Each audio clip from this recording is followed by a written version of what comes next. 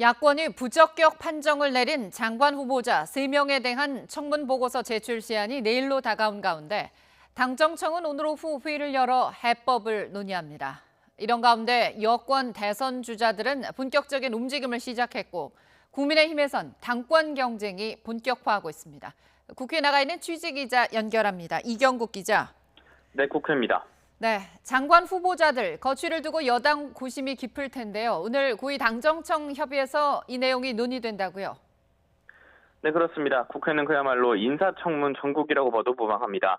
청문회 이후에 야당이 임혜숙, 박준영, 노형욱 장관 후보자를 상대로 부적격 판단을 내리며 여당의 고심이 깊어지고 있는 상황인데요.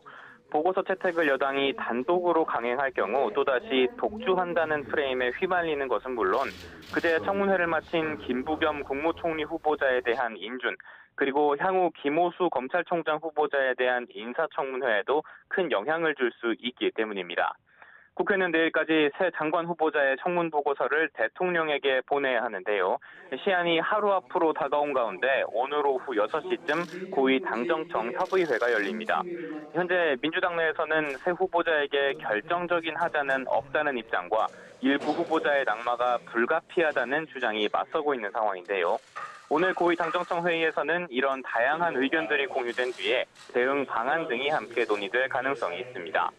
민주당이 오늘 고위 당정청 회의를 전후로 비공개 최고위원 회의를 열 가능성도 있는데요.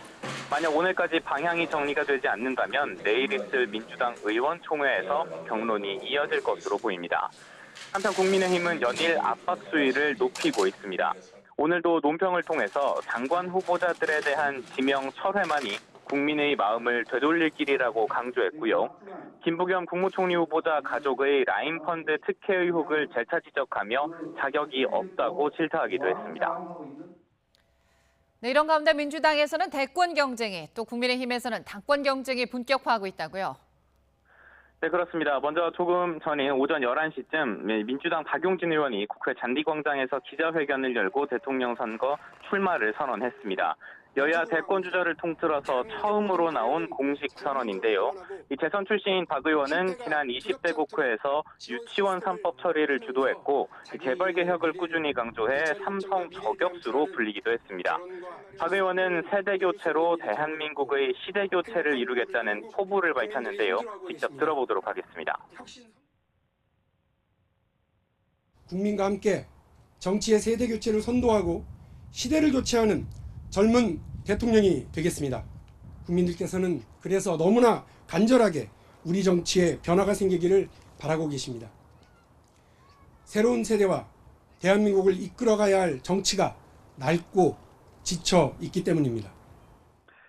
네, 한편 이른바 여권 빅3 대권 주자인 이재명 경기도지사와 이낙연 전 대표 그리고 정세균 전 국무총리는 본격적인 새 다지기에 나섰습니다. 이 각자가 자신을 지원할 원내 의원 모임인 포럼이나 지지자 모임을 발족하고 있는데요. 조만간 경선 경쟁이 본격화할 예정인 가운데 지지층을 다지고 동시에 세를 더욱 확장하려는 의도로 풀이됩니다. 이 전당대회를 한 달여 앞둔 국민의힘에서는 당권 경쟁이 본격화하고 있습니다. 내일 오후에는 유력 주자로 꼽히는 국민의힘 주호영 전 원내대표가 국회에서 기자회견을 열고 당대표 선거 출사표를 던집니다. 주호영 전 원내대표는 YTN과의 통화에서 혁신과 통합으로 정권을 교체하겠다는 뜻을 강조할 계획이라고 설명했습니다.